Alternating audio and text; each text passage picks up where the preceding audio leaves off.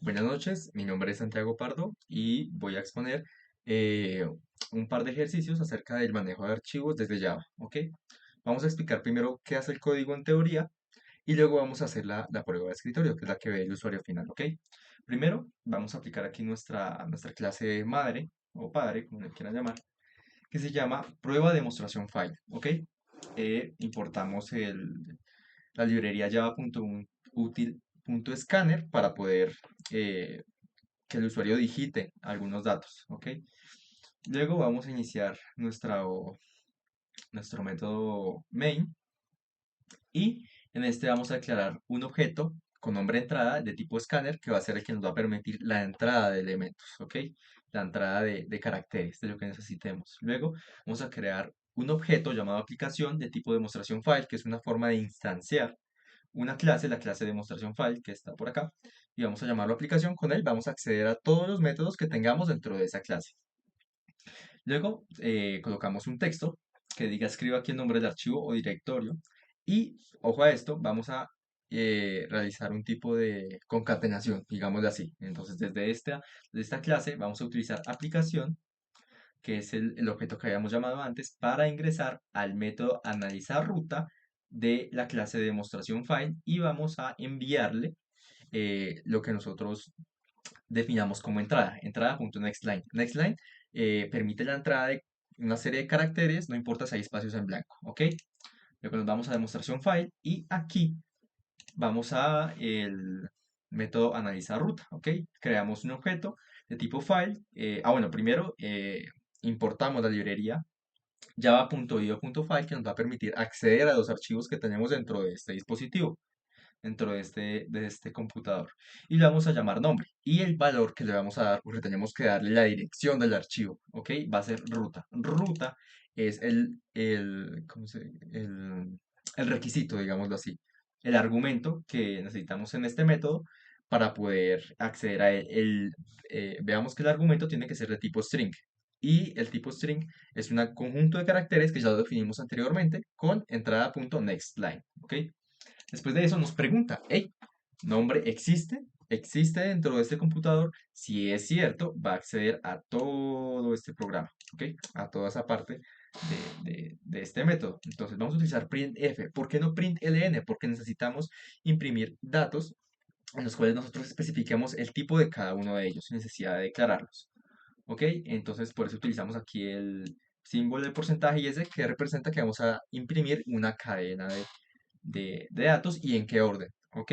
Para que no nos compliquemos acá a colocar ese tipo de órdenes. Entonces, primero vamos a obtener el nombre. Con la función getName utilizamos el nombre, que es el objeto con el cual vamos a acceder a los distintos métodos de la clase file, ¿ok?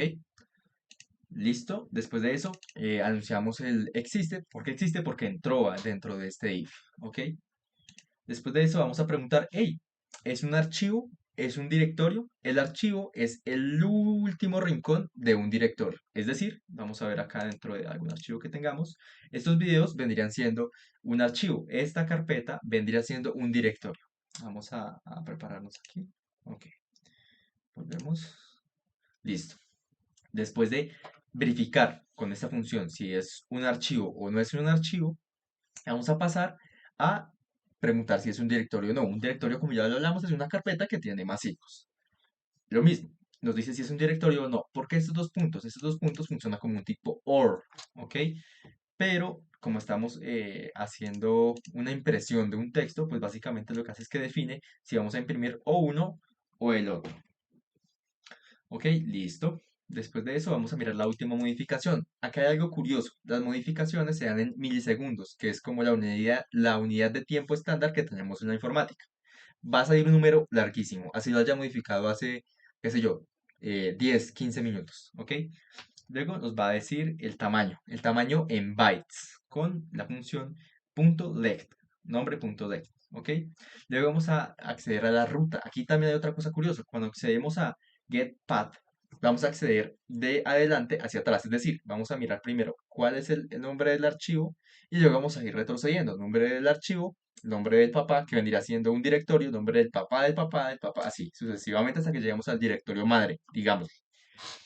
Después de eso, vamos a acceder a nombre.getAbsolutePath, que es la ruta absoluta. La ruta absoluta hace lo opuesto, va desde el padre, del primer padre que tiene, y regresa hasta el hijo, es decir, hasta el archivo.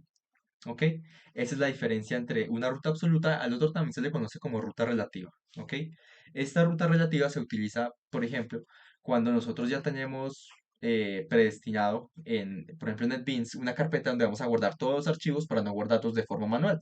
Entonces, solamente introducimos el nombre y él va a buscar dentro de su carpeta definida si existe o no existe para no tener que ingresar toda la línea de dirección, por así decirlo, ¿ok? Y la ruta absoluta sí, pues tenemos que ingresar desde dónde viene y el nombre del archivo junto con el tipo de archivo que es con el punto txt, por ejemplo, ¿ok?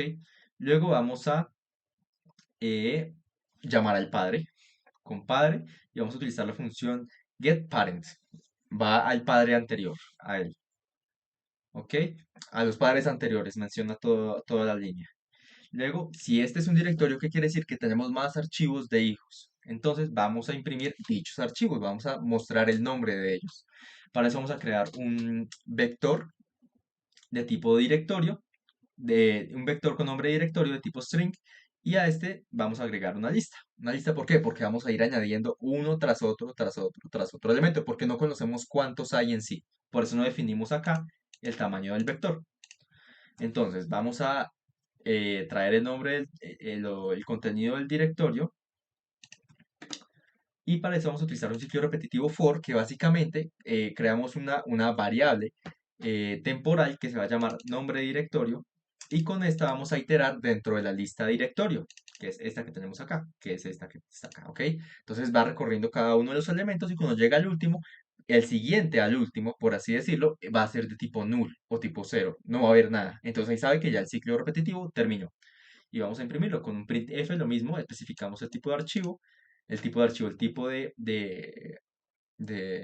dato a imprimir, que va a ser un tipo de dato string, y lo imprimimos como nombre de directorio, que es la variable temporal que estamos usando para iterar entre cada uno de ellos.